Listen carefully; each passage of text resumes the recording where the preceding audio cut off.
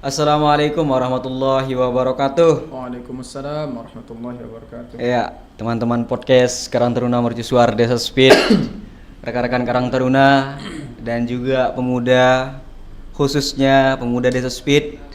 Ustadz, pada malam hari ini kita kembali untuk program kita, yakni program ngopi, ngobrol perihal Islam.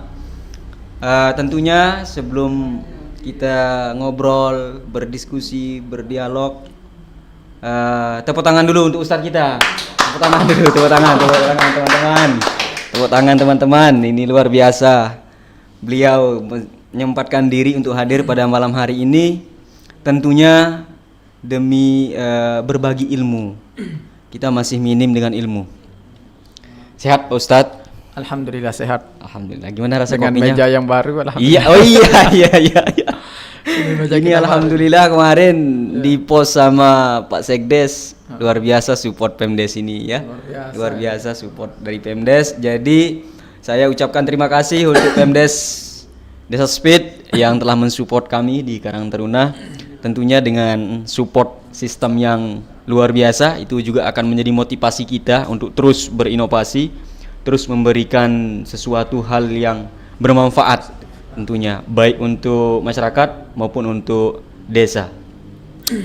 Ustadz, bagaimana rasa kopinya malam hari ini? Alhamdulillah. Alhamdulillah ya, baik. Ada manisnya ya. Ada manis-manisnya. Pahit belum tentu orang tidak suka, tapi Iya. buktinya kopi pahit tapi banyak orang yang suka.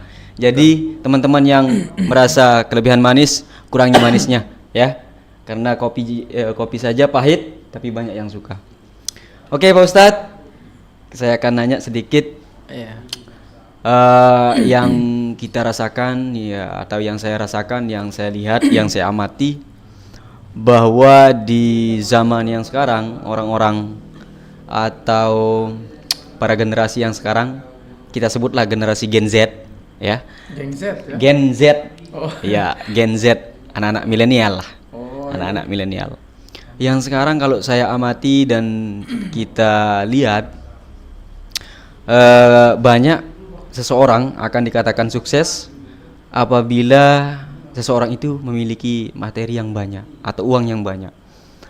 Seorang teman akan dianggap teman apabila teman itu punya uang banyak.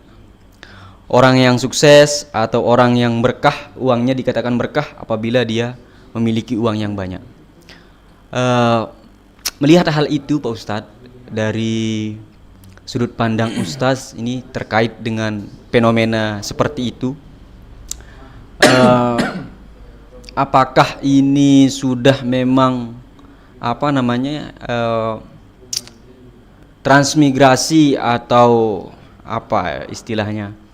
Kalau yang dulu, kalau kita memang berteman, kita tidak pandang Iya, betul. mau dia punya uang banyak ataupun dia punya uang banyak, dong kita berteman fair-fair aja. Biasa ya. Ya, teman kita ndak punya uang, teman kita kelihatan sederhana, ya wes, yang penting kita enak berkomunikasi, ngobrol. Nah sekarang kenapa?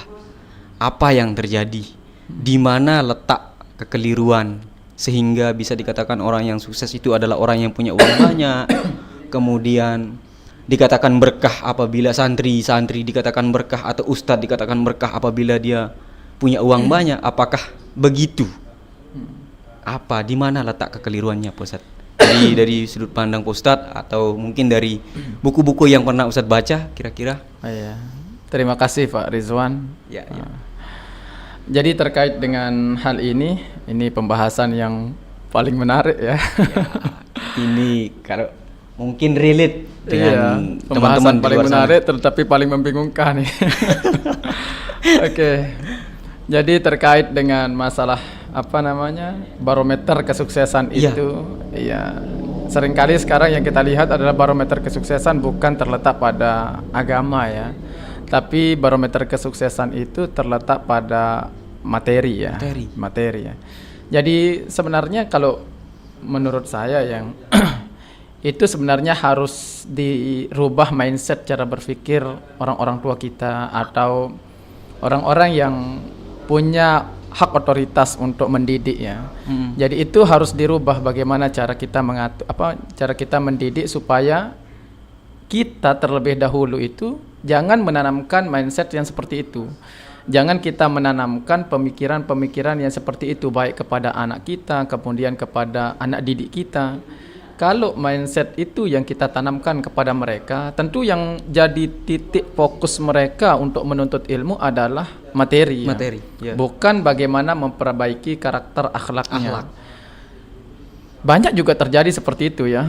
Contohnya misalkan kalau kalian ndak bergaji, itu orang tua juga banyak ya seperti itu ya. Benar orang tua juga banyak. Kalian sekolah untuk apa? Kalian kuliah untuk apa? Kalian ndak bergaji, ndak punya uang, untuk apa kuliah? Untuk apa sekolah? Ini kan yang mengawali itu orang tua. Yang mengawali itu adalah orang-orang yang punya hak otoritas untuk mendidik. Makanya itu yang harus kita rubah dulu. Kita sebagai pendidik atau orang tua juga harus merubah mindset itu. Cara berpikir kita itu harus berubah. Artinya kalau nggak salah dulu pernah juga Pak Rizwan itu cerita bagaimana ketika adakan seminar kemudian jadi pembicara itu Pak Prof ya. Iya, Pak Prof. Itu benar. saya betul-betul bagus itu. Artinya bahwa supaya anak-anak didik atau anak-anak kita itu jangan sampai berpikiran bahwa kesuksesan seseorang itu hanya tergantung pada materi. Benar. Bahkan itu juga seperti yang saya lihat bahwa itu juga termasuk bagian daripada akhir zaman sih memang ya. Bagian daripada akhir zaman. Bagian daripada akhir zaman adalah ketika agama ini diukur daripada uang. Artinya segala sesuatu harus diukur dengan uang. Orang sudah tidak menilai bahwa kesuksesan anaknya bisa sholat, Bisa mengaji, hafal sekian juz, bisa baca kitab. Itu bukan nilai kesuksesan anak, itu bukan sudah tidak lagi terletak di situ sekarang penilaian orang tua ya terkadang. Tapi anaknya dapat bisa bekerja, dapat uang. Itu orientasi mereka itu di situ ya. Bukan lagi orientasinya menuntut ilmu itu, bukan lagi orientasinya kepada memperbaiki akhlak atau bagaimana hal-hal yang berbau agama lah. Yang merujuk kepada agama. Itu mungkin yang perlu kita rubah ya mindset kita berpikir itu. Dikatakan tadi sama Pak Ustadz bahwa hal-hal yang seperti itu bisa dikatakan akhir zaman. Iya, akhir zaman.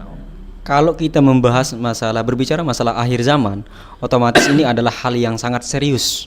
Iya, serius. Hal yang sangat serius, di mana seperti yang Ustadz bilang, orientasi kita tidak lagi kesuksesan itu adalah anak-anak didik kita, tidak bagaimana mereka memperbaiki akhlak, tidak bagaimana mereka bisa mengerjakan sholat, tidak bagaimana mereka mengaji dan lain sebagainya.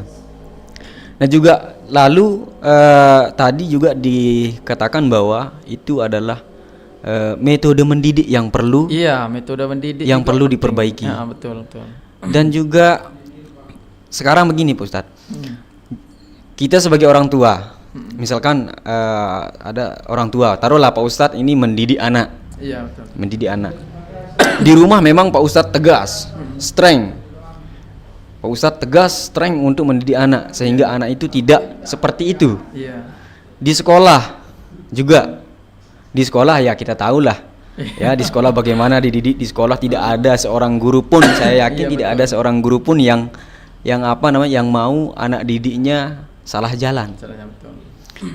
Itu yang seharusnya terjadi. Bagaimana di antara orang tua dengan lembaga pendidikan itu bisa satu misi. Bagaimana untuk menekankan anak-anak sehingga anak-anak itu berubah. Tapi yang saya mau tanyakan sekarang kan ini dia kontroversi. Di rumah, di keluarga, anak itu dalam artian kurang kontrol dari orang tua. Iya, betul. Di sekolah, guru-guru mati-matian untuk memperbaiki akhlak si anak. Iya, betul. Jadi bagaimana, apa yang harus kita lakukan, apa yang harus kita terapkan? Mohon maaf, anak-anak sekarang juga masuk SMP sudah tidak mau mengaji. Iya, betul. Ya enggak? Iya. Bagaimana? Ya enggak? Ya. Kalau sudah merasa besar sedikit, merasa besar betul. sedikit, Rata-rata memang dewasa sedikit, itu, sudah malu untuk mengaji. Betul. Sedangkan saya saja di perguruan tinggi dites mengaji, Pak Ustadz. Dites mengaji, dan itu banyak sekali teman-teman saya yang gugup, gemeteran, sampai keluar keringat karena tidak bisa mengaji. Lalu sekarang bagaimana? Di sekolah ketika dihukum, ketika dipukul, ada undang-undang. Iya. Betul. Ada undang-undang. Ada undang-undang Lalu kekerasan, sekarang jalan ninja kita untuk memperbaiki akhlak generasi ke depan, bagaimana? Iya, betul. Jalan ninja kita untuk memperbaiki akhlak, memulai dari mana? Terus orang-orang yang bertanggung jawab itu siapa-siapa saja, sehingga satu sama lain kita bisa menjaga dan mengontrol para generasi kita. Bagaimana Pak Ustadz? Iya, terima kasih Pak Rizwan ini. Terkait dengan mendidik, memang ini agak berat ya saya bahas. Karena jujur, seperti yang kita sama-sama ketahui, saya belum punya anak juga. Tapi kan akan.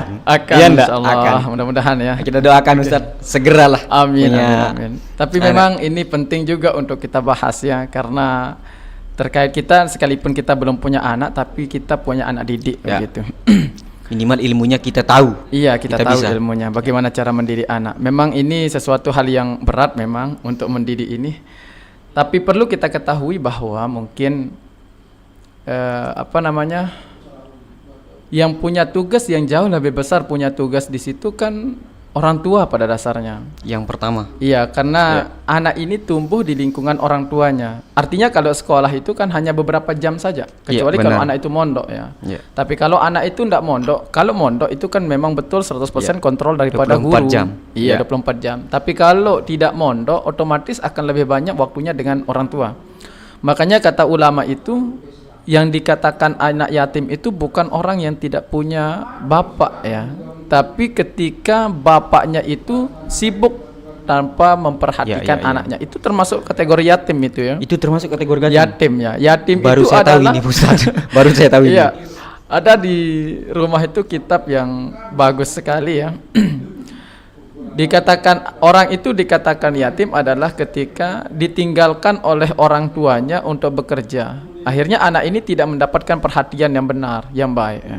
Sebenarnya tidak ada masalah sih bekerja untuk mencari nafkah, itu bagus, Iya, tapi iya. kasih sayang anak itu juga harus terpenuhi. Apalagi dari kecil itu kan harus dididik.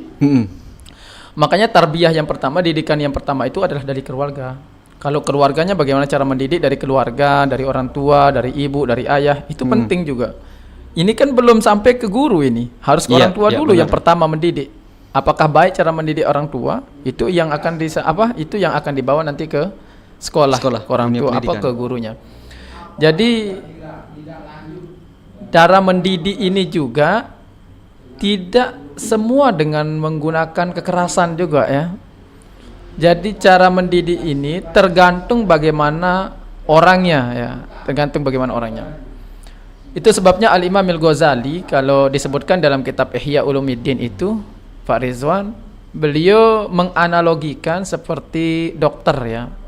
Seperti seorang Seperti dokter. dokter ya. Dokter itu kan memberikan pengobatan kepada pasiennya, itu tidak sama antara pasien yang satu dengan yang lain. Iya lagi. Iya Iya sih. Iya. Artinya obat yang diberikan itu kan tidak sama. Ada obat yang agak dosisnya lebih berat, ada dosisnya yang sedikit. Ini analogi yang diberikan oleh Imam Ghazali dalam kitab Ihya-nya. Begitu juga ke anak ya. Ada anak yang dosisnya harus lebih kuat. Artinya harus menggunakan kekerasan baru dia paham. Kalau kita tidak kerasin dia, maka dia tidak akan paham. Artinya ini saya tidak berbicara hanya kepada guru saja, tapi orang tua juga. Perlu anak itu juga kekerasan. Tapi ada anak juga yang tidak kita menggunakan, tidak bisa kita menggunakan kekerasan. Jadi kalau kita gunakan kekerasan, justru nanti dosisnya kelebihan. Melawan. Iya. Sama sih dengan dokter, pasiennya kalau kita sebenarnya obat yang harus diberikan itu adalah obat dengan dosis yang rendah. Kemudian kita kasih dia dosis yang berat, mati bisa itu kan. Ya, Nah, maka itulah yang kita harus tahu juga bagaimana karakter anak, bagaimana cara kita mendidik anak. Kita tahu juga dulu apakah anak ini akan mempan dengan nasihat. Iya. Terlebih dahulu tentu kita harus memilih dosis yang paling rendah. Artinya kita nasihati dulu. Kalau memang tidak bisa dengan isyarat, itu dibagi oleh Al-Imam Al-Ghazali sampai dengan yang terkeras memukul. Itu pun kalau memukul itu ya harus Sudah paling wanti-wanti juga. terakhir lah ya. Iya, itu opsi pilihan yang terakhir. Opsi memang betul-betul terakhir. Nah, itu jadi bahkan Rasulullah SAW itu kalau mengajarkan itu penuh dengan kasih sayang itu ya. Jadi memang betul-betul tarbiyah pertama itu adalah keluarga ya. Jadi orang tua bagaimana untuk mendidik anak. Jadi antara orang tua, guru dan anak itu punya peran semuanya ini punya peran tersendiri. Jadi tidak bisa sukses itu, tidak bisa berhasil itu anak ini dengan akhlak yang baik. Misalkan guru semangat untuk mendidik, tapi orang tua acuh tak acuh, tidak mau peduli. Nah, ini susah juga. Itu sebabnya Imam Nawawi rahimahullahu taala mengatakan bahwa keberhasilan itu harus ditopang dari tiga. Dari tiga komponen. Yang pertama, orang tua harus semangat mendidik, guru juga harus semangat, anak juga harus semangat.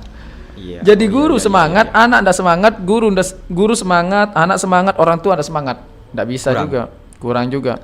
Pokoknya harus tiga komponen ini harus saling mendukung. Harus komplit lah. Harus komplit. Jadi orang tua harus mendukung gimana mau diproses anaknya, karena ya namanya sudah diserahkan kan begitu.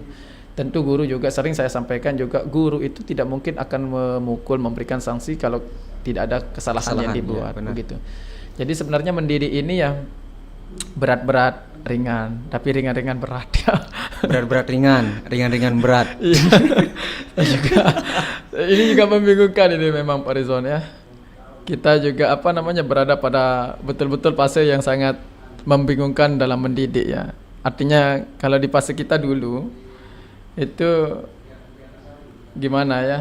Dengan isyarat kita takut dulu, betul ya. Guru ngaji kita misalkan saya dulu mengaji yang tidak tidur siang. Kita ditanya setelah selesai semuanya, kita ditanya, yang tidak pernah tidur siang siapa? Karena kita takut untuk berbohong. Angkat saja tangan. Kita belum merasakan apa yang akan kita dapatkan dari hal itu. Sekedar tidur siang, apalah tidur siang, kan begitu. Tapi ternyata itu akan berdampak ke bagaimana kita fokus di dalam mengaji. Tentu benar sekali. Ketika kita memang tidak pernah tidur siang, kita mengantuk, tidak ada semangat seperti yang Pak Ustadz bilang tadi, itu akan kurang masuk. Oh iya pasti. Ternyata ketika kita sudah melewati fase yang strength itu, kita paham. Ternyata ini loh yang dimaksud sama guru ngaji kita. Enggak, kita dengan isyarat. Itu sudah, ya Allah, luar biasa. Kayak kita mau keluar air kencing gitu, saking takutnya dengan seorang guru. Berarti sekarang ini harus dipukul saya.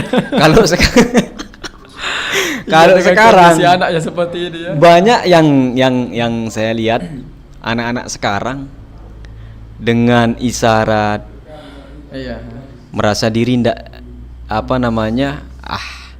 dia ndak marah kok, Pak Guru kita ndak marah. Padahal itu sudah langkah pertama. Iya betul. Kemudian memberikan saran, kita panggil, tahu ndak kesalahannya, diam. Berarti tidak tahu kesalahannya di mana. Nanti dengan pukulan. Tapi memang inilah yang mungkin saya mau tanyakan. Saya yakin orang tua itu ketika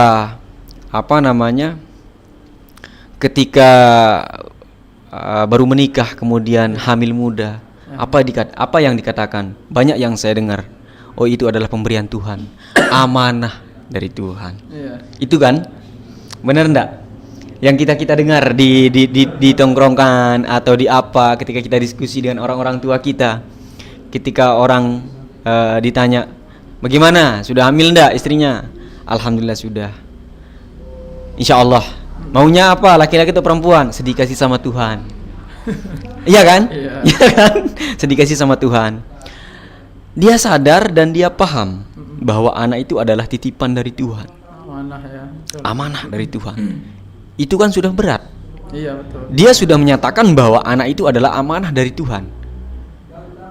Dan juga mungkin dia tahu konsekuensinya. Tapi kenapa? Dan kita lihat sekarang orang tua itu saking sayang kepada anaknya. Sayang kebablasan lah. Sayangnya kebablasan. Kalau saya lihat, Pak Ustadz, mohon maaf, nanti diluruskan lah sama Ustadz. Bener enggak sayangnya seperti itu? Iya, bener enggak sayangnya harus seperti itu? Tidak ada orang yang boleh menyentuh, tidak ada orang yang boleh mengata-ngatain, sayangnya itu tidak boleh anaknya itu diberikan saran atau apa sama orang lain. Apakah seperti itu? Karena di zaman sekarang ini itu yang terjadi. Apalagi sekarang sudah ada gadget. Iya, betul. Televisi kan sudah nomor urut berapa.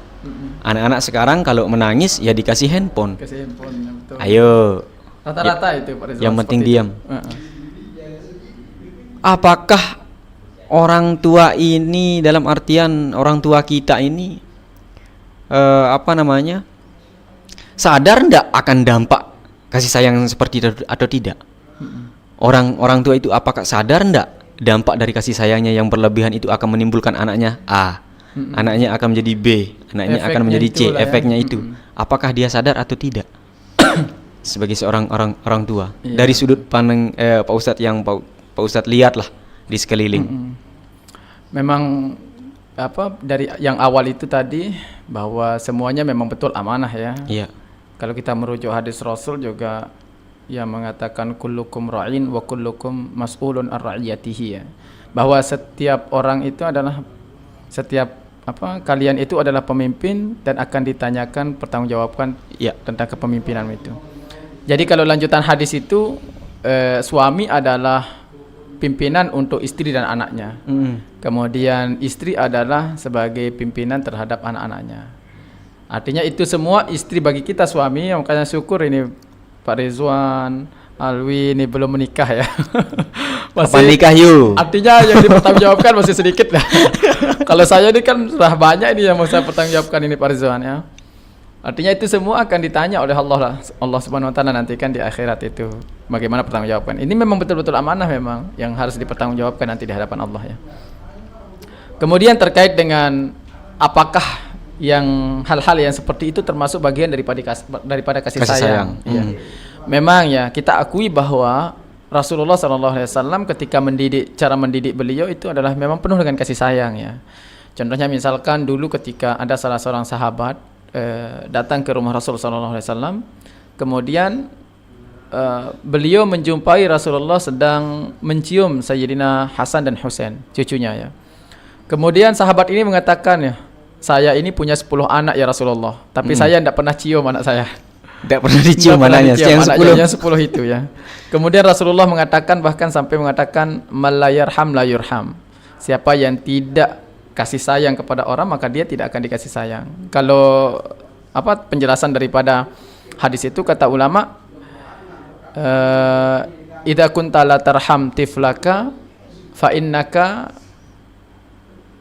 la tastahiqu rahmatullahi ta'ala ya. Kalau kamu tidak memberikan kasih sayang kepada anakmu, maka kamu tidak akan pantas mendapatkan kasih sayang Allah ya. Jadi kalau kita memang tidak memberikan kasih sayang, memang orang tua ini harus itu, sepenuh hati lah. Kasih sayang itu memang harus ya. Maka kalau kita tidak ada kasih sayang orang tua kepada anak, maka tentu dia tidak akan mendapatkan kasih sayang Allah Subhanahu wa taala. Tapi kasih sayang yang seperti apa? Karena itu jadi pertanyaannya. Apakah kasih sayang yang seperti yang kita lihat fenomena yang terjadi saat ini, yakni dengan ketika memberikan anak segala apa yang dia inginkan. Itu kalau menurut pandangan saya pribadi sih bukan itu ya, bukan itu yang dinamakan kasih sayang yang diajarkan oleh baginda Rasul sallallahu alaihi wasallam.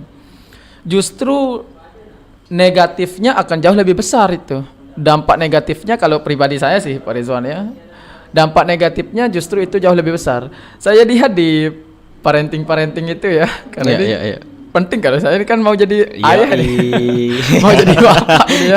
Bukan ustaz saja yang penting, kita pun harus siap dengan segala ilmu itu. Iya, jadi kita memberikan semua apa yang diinginkan oleh anak, itu cara mendidik yang tidak tepat itu ya. Misalkan anak inginkan ketika anak menangis kemudian kita kasih dia HP. Anak saya tidak mau pergi ngaji kalau tidak diberikan HP. Justru dia diberikan HP akan terbengkalai ngajinya. Ini kan ada, saya jumpa itu anak yang mengatakan saya akan rajin ngaji, tapi catatan syaratnya harus berikan HP. Tapi ketika tapi setelah diberikan HP justru mereka tambah malas untuk mengaji. Kenapa? Karena dia punya kesibukan yang lain. Kesibukannya main HP. Jadi saya melihat bahwa ini justru dampak negatifnya akan jauh lebih besar daripada anak tidak diikuti semua keinginannya. Maka yang saya lihat bahwa cara memberikan kasih sayang itu bukan memberikan kasih sayang yang seharusnya yang diajarkan oleh agama kita ya. Justru kalau orang-orang dahulu ya Pak Rizwan, Imam Syafi'i contohnya ya. Imam Syafi'i itu orang tuanya, ibunya bahkan ketika beliau masih kecil, beliau diserahkan untuk sekolah diserahkan ke Imam Malik bin Anas, kemudian diserahkan untuk mengaji ke Baghdad, ke murid daripada Imam Abu Hanifah yakni Hasan Asy-Syaibani rahimahullahu taala. Imam Syafi'i waktu kecil itu diserahkan langsung dari Gaza, beliau lahir di Gaza tempat yang perangnya sekarang ini, Palestina dengan Israel. Itu beliau lahir di situ, kemudian diserahkan mengaji masih kecil. Dari masih kecil? Iya, dari masih kecil itu diserahkan langsung ke siapa? Malik bin Anas. Apakah ibunya tidak sayang? Justru itu letak kesayangannya di situ. Ya, karena manfaat yang akan diberikan oleh anak kepada orang tuanya itu akan jauh lebih besar. Kemudian bahkan orang tuanya, ibunya si imam kita yakni Imam Asy-Syafi'i sampai mengatakan kamu tidak boleh pulang ke rumah ini menginjakkan kakimu sebelum kamu jadi ulama, jadi orang hebat.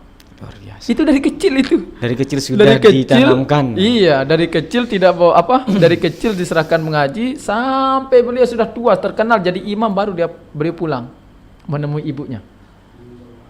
Bahkan ibunya itu, makanya kalau di pengajian-pengajian itu sering saya sampaikan bahwa ibu itu sebenarnya, makanya ulama juga sering mengatakan bahwa madrasatul ula itu adalah ibu ya, orang tua ya. Jadi madrasah pertama yang akan mendidik itu adalah orang tua atau ibu ya. Jadi banyak cerita-cerita daripada ulama yang sekalipun ditinggal mati oleh suaminya, tapi ibu bisa mendidik anak menjadi luar biasa. Orang yang hebat. Banyak yang terjadi. Iya, banyak yang terjadi. Ya. Maka kembali seperti yang tadi itu Pak Rizwan, kasih sayang mungkin yang diberikan itu yang salah diartikan mungkin. Kasih sayang yang seperti apa? Apakah kasih sayang dengan kita mengikuti semua keinginan anak tersebut? Atau kita kasih sayang dalam artian yang istilahnya kita kompensasi lah dulu. Iya. Kita kompensasikan sehingga nanti ke depan anak ini akan jadi orang. Kita lihat apakah ini baik untuk dia. Itu memang harus dipikirkan. Memang berat jadi orang tua itu. Berat ya. Berat ya. Syukur. Tapi jangan sekalipun berat jangan kemudian tidak mau menikah begitu. Susah dong. Ya, teman-teman ya. Jangan sampai kalian mendengarkan podcast pada malam hari ini kemudian teman-teman yang masih muda, teman-teman yang masih lajang beranggapan bahwa ternyata menikah itu ternyata berat, punya anak ternyata berat. Tergantung kita ya. Iya, tergantung teman-teman. Begini ya Pak Rizwan ya, kita bisa mendidik, pernah saya sampaikan dulu kan, kita dapat mendidik anak itu, mengajarkan anak itu baca kalimat la ilaha illallah itu sudah luar biasa itu. Itu penanaman pertama, akhlak itu memang betul-betul karakter itu mengalir terus kan untuk orang tua. Mengalir untuk orang tua. Jadi sekarang justru yang susahnya lagi kalau kita tidak punya anak. Dari mana kita dapat pahala kan begitu? Investasi akhirat kita kita kurang gitu, nggak ada. Ya. Memang investasi bisa didapatkan dari hal yang lain, tapi ini kan sudah kita kosong kan itu. Jadi memang menikah itu dianjurkan juga. Siapa yang akan mendoakan? Yoi. Siapa yang akan mendoakan? Ya, saya ingat salah satu komika Surya Insomnia itu yang menyatakan bahwa saya setiap ketemu orang saya doakan. Saya setiap ketemu teman-teman saya doakan. Anak-anak saya didik untuk bagaimana mereka doakan ayah ya. Doakan ayah karena saya tahu dan benar-benar yakin si komika ini benar-benar yakin bahwa doa anak saya lah yang akan mampu menolong saya. Seseorang yang memiliki uang yang banyak, seseorang yang terkenal, sudah memberikan nilai-nilai agama kepada anaknya. Masa kita yang dalam artian mohon maaf kita sering mendengarkan pengajian, kita sering ke majelis-majelis zikir di masjid, setiap masjid sekarang PHBI terlaksana, diisi oleh bapak-bapak tuan guru. Masa kita tidak ada perubahan? Ini yang sering sekali saya merenung bahwa seperti yang dikatakan Pak Ustadz, kadang-kadang Pak Ustadz saya merasa takut. Benar ini. Kadang-kadang saya merasa takut Pak Ustadz. Begini takut saya. Karena kan kita perbandingannya yang sekarang saja sebegini di pandangan saya sebegini rusaknya para generasi, sebegini kacaunya para generasi kita. Bagaimana dengan keturunan-keturunan saya besok? Saya berpikir ke arah sana, dan itu yang membuat saya takut. Mampu ndak saya sebagai orang tua akan menjadi madrasah pertama bagi anak saya? Itu yang masih menjadi ketakutan saya. Walaupun yang seperti Pak Ustadz bilang tadi, santai, poles. Kalau ndak dicoba ya kita nggak tahu. Jadi syaratnya kita masuk dulu di situ Pak Rizwan. Berarti masuk dulu ya? Iya dong, Masuk harus dulu ya? masuk dulu. Kalau kita ndak coba, ndak masuk dulu, gimana kita tahu hasilnya? Kayak Berarti begitu. harus masuk dulu. Iya. Ya, Jadi baru kita harus keluarnya punya dulu. Jadi kita harus mengalami dulu, merasakan dulu. Ya, ndak mungkin kita tahu rasa sesuatu kalau kita ndak mencoba langsung kamu Iya, gitu. iya, Jadi iya sih. seperti itu juga. Gimana kita mau bisa ndak saya mendidik anak? Iya. Sementara anak saja kita ndak punya. Saya merasa insecure Pak Ustadz. Oh iya. Saya merasa insecure, makanya Pede. sering kan kita berdialog, berdiskusi di luar, di off cam ya teman-teman. Saya sering berdialog dengan Pak Ustadz di off cam. Kita juga alhamdulillah sering ketemu di kegiatan-kegiatan selain di podcast, dan sering saya sharing. Itu banyak sekali yang saya dapat Pak Ustadz dari sharing-sharing kita dengan beberapa guru-guru kita yang sudah luar biasa, senior-senior kita. Lalu sekarang Pak Ustadz, yang harus dimiliki dan yang harus baik dari orang tua dan dari anak, yang harus dimiliki untuk menjaga. Orang tua kan harus menjaga. Seperti tadi, kasih sayangnya jangan sampai yang kasih sayang yang salah. Kira-kira apa yang harus dimiliki oleh orang tua dan anak ini sehingga tidak tidak sampai ke generasi yang, mohon maaf, yang di luar jalur, sehingga memang benar-benar dia menimba ilmu, dia menuntut ilmu untuk memperbaiki akhlak dan berguna bagi orang banyak. Apa yang harus kita tanamkan kepada anak kita, mindset berpikir yang bagaimana yang harus kita tanamkan sehingga memang benar-benar anak ini di dalam mindset berpikirnya bahwa oh ya, saya menuntut ilmu untuk menambah ilmu dan memperbaiki akhlak, serta bagaimana kedepannya saya bisa berguna untuk orang banyak. Apa yang harus kita tanamkan kepada anak-anak kita? Memang ini harus dari sejak awal ya, kita harus tanamkan itu ya.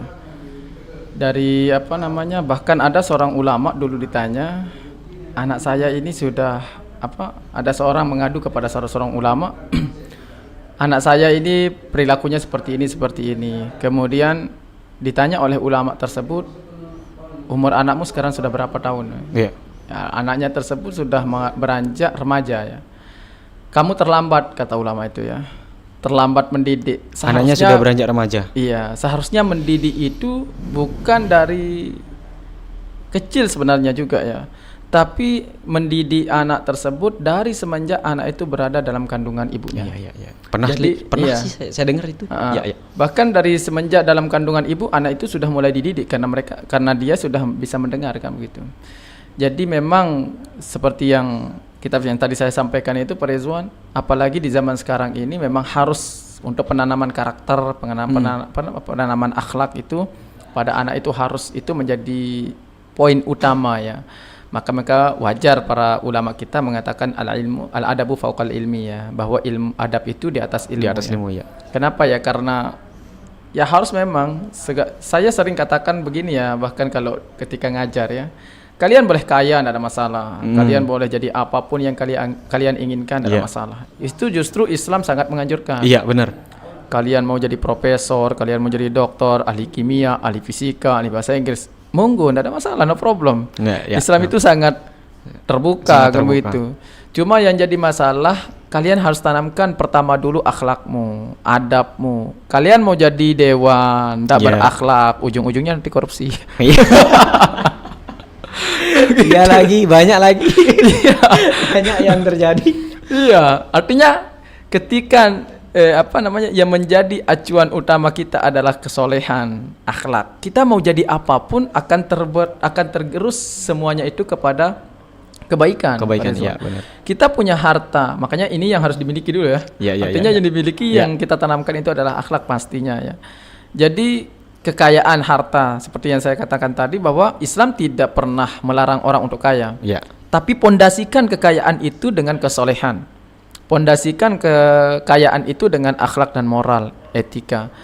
Ketika kekayaan itu dipondasikan dengan kesolehan, tentu harta itu akan ditempatkan pada sesuatu yang yang sesuai dengan apa yang diharapkan oleh agama. Tapi coba kalau pondasi dasarnya itu bukan kesolehan, harta itu dipakai mabuk, dipakai itu, ini. Intinya pasti akan diarahkan kepada hal-hal yang negatif ya begitu. Begitu juga dengan jabatan, pangkat, kedudukan. Ketika tidak didasari dengan kesolehan, akhlak, ujung-ujungnya nanti seperti tadi itu, korupsi, terus mengambil hak orang, tidak bersikap adil, itu semau-maunya. Itu karena tidak dilandasi atas dasar kesolehan. Tapi kalau semuanya itu harta, benda, wanita, pangkat, jabatan, semuanya dilandasi atas dasar kesolehan, saya yakin itu semua akan berjalan sesuai dengan aturan agama begitu. Jadi makanya penanaman yang pertama kali yang harus dimiliki, dan kita juga sebagai pendidik karena kita sama-sama pendidik ya. Itu memang peringatan ini untuk peringatan kita sebagai pendidik. Benar sekali. Artinya yang kita tanamkan terlebih dahulu adalah akhlak, adab. Cuma yang jadi problem memang ini pukulan juga untuk kita ya sebagai pendidik, sebagai orang tua. Benar. Kita ini adalah yang diikuti ya. Jadi bagaimana untuk mendidik anak kalau kita tidak menjadi panutan yang baik? Iya betul. Jadi mendidik menyuruh anak untuk beradab sementara kita juga tidak beradab, itu kan nonsen ya. Artinya jangan minum berdiri, jangan makan berdiri, tapi kita malah mondar-mandir makan. Jangan minum berdiri sedang minum. Jangan minum berdiri ya, sedang minum berdiri. Itu kan fatal itu ya. Jangan makan sambil jalan ya. Jangan makan sambil jalan, tapi kita yang menyuruh sambil jalan. Itu kan susah. Intinya adalah yang harus dimiliki oleh anak, oleh orang tua, tentu harus pendidikan karakter itu ya. Penanaman karakter, pendidikan karakter, akhlak itu memang harus betul-betul kita tanamkan dari sejak dini ya sebenarnya, dari sejak awal pertama kali. Jadi ya besarnya enak kita atur juga ya. Iya benar. Kalau memang anak itu sudah memiliki akhlak yang baik, adab yang baik, nanti besar-besarnya enak kita atur. Ya. Dan justru itu akan menjadi daya tarik terhadap orang lain ya begitu. Ya. Saya cerita sedikit ya, Pak Rizwan. Monggo, santai. Iya. Saya ada baca satu kisah ya tentang Syekh Abdul Qadir Al-Jailani. Ini saya baca tadi sore ya. Beliau ditanamkan oleh orang tuanya itu kejujuran. Ya. Jadi apapun yang kamu lakukan, kemanapun kamu pergi, kamu harus jujur. Hanya beliau pergi menuntut ilmu, kemudian dikasih bekal itu 40 dinar kalau nggak salah ya. 40 dinar itu berapa sekarang? Itu nanti dikalkulasikan dijadikan saya kurang tahu itu. Itu jutaan lah intinya ya. Besar sekali tuh kalau 40 dinar itu kalau nggak salah itu. Kemudian dikasih bekal, ini beliau masih kecil itu Syekh Abdul Qadir Al-Jailani ya. Kemudian di tengah perjalanan dihadang oleh perampok. Kemudian kamu bawa apa? Kemudian ditanya. Ya yang ada di kantong saya ini 40 dinar. Ya. Jujur kali. Jujur beliau nih. Terus orang pencuri ini, perampok ini nggak percaya. Akhirnya pindah lagi ke orang lain, orang berikutnya. Lagi ditanya oleh orang yang perampok yang lain, kamu apa? Kamu bawa apa? Apa yang ada di kantong di bawaanmu itu? Saya bawa 40 dinar. Akhirnya diserahkan ke bosnya itu, bos perampok itu ya. Kamu bawa apa? Saya bawa 40 dinar. Kok kamu jujur? Diperiksa ternyata betul 40 dinar. Ini karena uang besar itu, uang banyak ya. Kok kamu bisa jujur? Karena ini perjanjian saya dengan orang tua saya, ibu saya. Jadi orang tua saya sudah berjanji bahwa apapun dan dimanapun saya harus berkata siap, jujur. Bersikap jujur. Artinya perampok ini menangis ya. Gara-gara itu dia menangis ya. Kamu ini bisa memegang janjimu dengan ibumu. Sementara saya ini tidak pernah takut untuk melanggar janjiku dengan Allah ya. dengan kejujuran itu bisa menyadarkan orang ya, karena itu yang ditanamkan oleh orang Jalannya tuanya. untuk dapatkan hidayah Iya. dari anak kecil. Dari anak kecil. Dan itu ditanamkan oleh orang tuanya, sikap kejujuran itu. Maka itulah yang harus kita tanamkan juga kepada generasi kita ya. Bagaimana untuk mendidik, artinya ya pokoknya memang akhlak ini memang penting ya. Kita ini bukan krisis Benar. intelektual ya, tapi krisis moral ya. Sekarang kalau masalah intelektual itu sudah Iya, saya sudah terlalu yakin banyak. kita sudah bisa belajar di mana-mana. Iya betul. Yang namanya perguruan tinggi sekarang sudah banyak di mana-mana. Masya Allah. Yang betul. namanya lembaga pendidikan sekarang sudah tidak bisa terhitung lagi mungkin karena saking banyaknya. Tadi kita berbicara masalah bagaimana orang tua, bagaimana anak, bagaimana seorang guru. Iya betul. Kemudian ini pertanyaannya saya yang terakhir mungkin Pak Ustadz. Apa namanya? Pengaruh lingkungan. Bagaimana dengan pengaruh lingkungan? Tadi kan kita membahas orang tua. Yang pertama lingkungan keluarga. Kemudian yang kedua bagaimana dari anaknya supaya anak itu semangat, ditanamkan akhlak yang baik, akhlakul karimah, dasar pondasinya dengan kesalehan. Kemudian guru, lingkungan pendidikan. Tinggal satu Pak Ustadz, lingkungan. Iya, Bagaimana dengan lingkungan? Bagaimana pengaruh lingkungan ini? Karena saya dulu Pak Ustadz masuk kuliah itu 2016. Yang saya lihat anak-anak yang apa namanya? Anak-anak yang setiap malam nongkrong, setiap malam ya begitulah ya. Itu ternyata anak-anak yang sebelum dia masuk ke apa namanya? Jenjang perkuliahan itu adalah anak-anak yang memang dikekang oleh orang tuanya. Tidak boleh keluar ke sana. Setelah kuliah bebas ini ya. Tidak boleh keluar ke sana, tidak boleh bermain sama ini, tidak boleh bermain sama itu. Jam sekian harus di rumah. Pokoknya tidak boleh keluar sedikit pun dari rumah. Ternyata ketika sudah di perkuliahan, di bangku kuliah, merdeka. Kayak orang baru keluar dari penjara. Ya, begitulah. Itu yang saya lihat. Sampai akhirnya saya merasa bersyukur bahwa orang tua saya tidak pernah mengekang saya, tapi orang tua saya memberikan saya semacam apa namanya? Pandangan bahwa oh kamu itu adalah orang yang berpendidikan, oh kamu itu adalah orang yang pernah mengalami apa namanya? Pendidikan agama lah. Kamu mengaji, kamu sekolah ke ini, kamu harus tahu diri, batasan-batasanmu sebagai seorang pelajar. Itu yang saya ingat sampai sekarang Ustaz, itu yang di apa namanya? Ditanamkan oleh orang tua saya, sehingga orang tua saya legowo, saya mau bergaul dengan siapa saja. Tidak masalah. Nah, sekarang bagaimana faktor lingkungan itu? Tadi orang tua harus benar-benar menjadi apa namanya? Tameng, suri tauladan, madrasah pertama. Kemudian anak itu juga harus kita tanamkan semangat dalam belajar. Kemudian guru-guru di lembaga pendidikan, dan yang terakhir bagaimana dengan lingkungan? Apakah besar pengaruhnya lingkungan ini ataukah tidak terlalu berpengaruh atau bagaimana? Memang lingkungan ini sangat berpengaruh ya Pak Rizwan ya. Ya. Cuma kita yang harus membuat sekat untuk diri kita ya. Kalau saya boleh, Kita itu berarti sebagai anak. iya kita, artinya kita yang akan terjun ke lingkungan itu. Iya, Kita boleh berada di lingkungan seburuk apapun ya, tidak ada masalah. Seburuk apapun lingkungan tempat kita berada itu sebenarnya boleh. Tapi Boleh kita bisa tidak mengatur diri kita. Kalau saya contohkan begini ya, misalkan ini ada air ya di baskom ya, kemudian ada air, kemudian kita ada gelas. Kalau tidak ada gelas, otomatis barang itu akan basah, kamu gitu.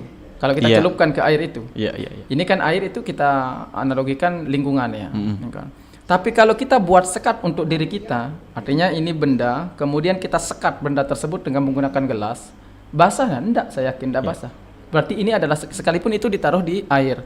Seburuk apapun lingkungan itu, tapi kita punya sekat untuk diri kita, saya yakin bisa untuk kita atur. Bahkan itu yang menarik ya begini ya. Musa yang diasuh oleh Fir'aun itu justru jadi nabi. Iya benar. Tapi Musa yang diasuh oleh Jibril itu jadi Musa As-Samiri. Iya. Ini sama-sama Musa. Musa yang diasuh oleh Fir'aun, hidup di lingkungan tapi bisa mengontrol diri. Ya terlepas dari itu, ada Iya, Tuhan, ya. iya. Tapi ini artinya bahwa lingkungan seburuk apapun sebenarnya gimana kita mengontrol diri. Makanya bagus seperti yang tadi yang pesan orang tua gitu ya. Kalau pesan ketika kita mendapatkan pesan orang tua seperti itu, kemudian kita tanamkan pada diri kita supaya kita tidak tercampur, terbaur dengan lingkungan yang seburuk apapun kita berada di situ, tapi bisa kita kontrol. Saya yakin lingkungan kita tetap akan menjadi diri kita sendiri, jadi diri kita sendiri tidak terbawa arus. Tidak terbawa arus ya. Makanya seperti tadi, sebaik apapun lingkungan, tapi kita yang buruk, Iya. susah juga gitu. Tapi memang lingkungan itu sangat berpengaruh. Makanya kita harus punya sekat diri, kita batasi diri, kita harus punya batasan-batasan, rem kita. Kita harus filter diri, ini bagus. Nah, makanya kita ini yang harus kita tanamkan sebaik mungkin. Makanya seperti tadi di awal kita kaitkan dengan yang pertama tadi. Iya. Kalau memang dari awal kita sudah bagus, insya Pondasinya. Allah. Pondasi yang kuat intinya. Iya. Makanya sering saya sampaikan begini Pak Rizwan ya. Kita kalau tidak baik, kalau kita kaitkan dengan pembahasan kita yang pertama dulu ya tentang tauhid ya. Tauhid ya. Kalau iman kita tidak ditata dengan baik, kemudian ideologi kita tidak ditata dengan baik, kemudian kita terjun ke sekolah yang bebas begitu, rusak kita nanti. Makanya penanaman itu yang paling bagus ya, penanaman dari awal itu kita ilmu kita yang bagus. Artinya kemudian kita ditempatkan di posisi apapun, kalau kita sudah mantap, ya monggo. Bisa. Nggak ada masalah kalau gitu. Iya. Makanya itu ya, lingkungan itu memang sangat berpengaruh ya, Pak Rizwan.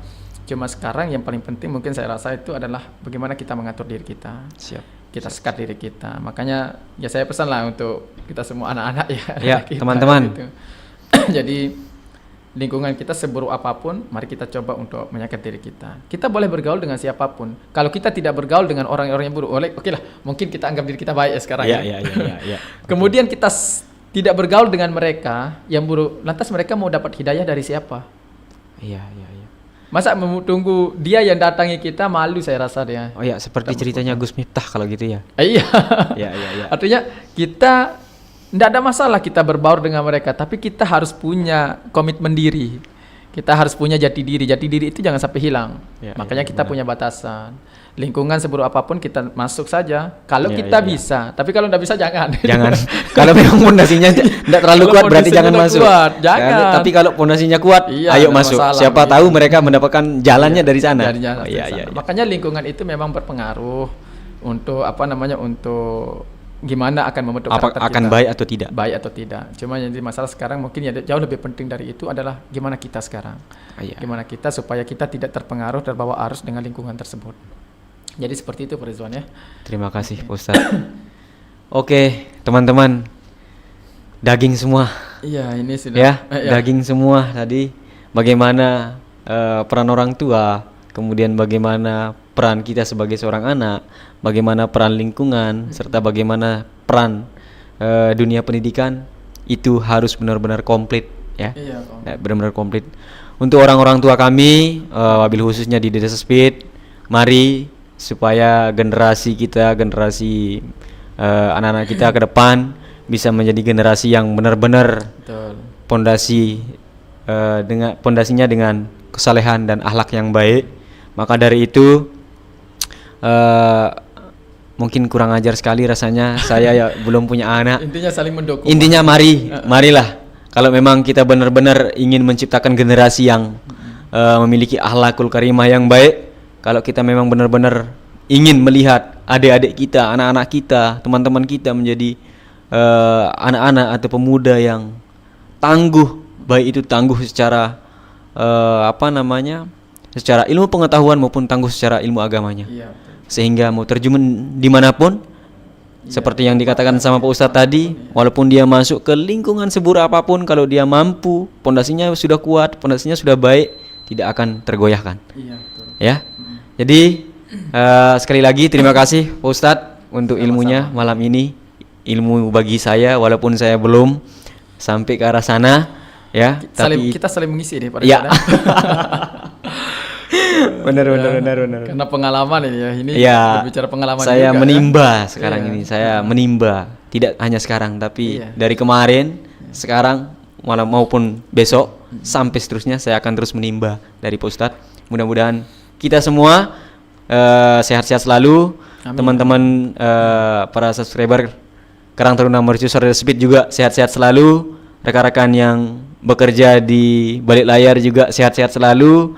Saya lihat ini rekan-rekan ada yang sudah mengangguk-angguk, entah apakah ngantuk atau memang mendengarkan mendengarkan obrolan kita.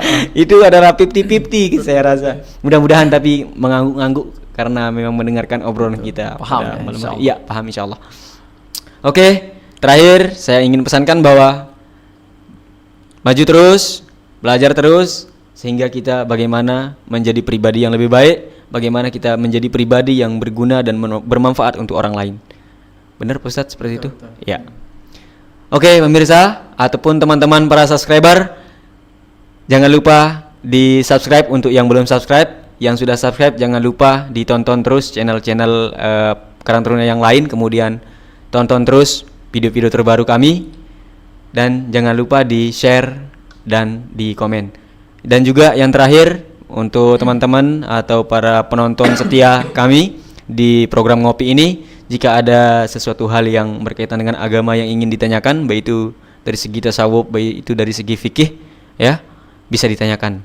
Kalau bisa dijawab, Kalau bisa dijawab, Pak Ustadz kita akan menjawab. Tapi kalau belum bisa dijawab, beliau itu tidak selalu ingin kelihatan tahu, ya.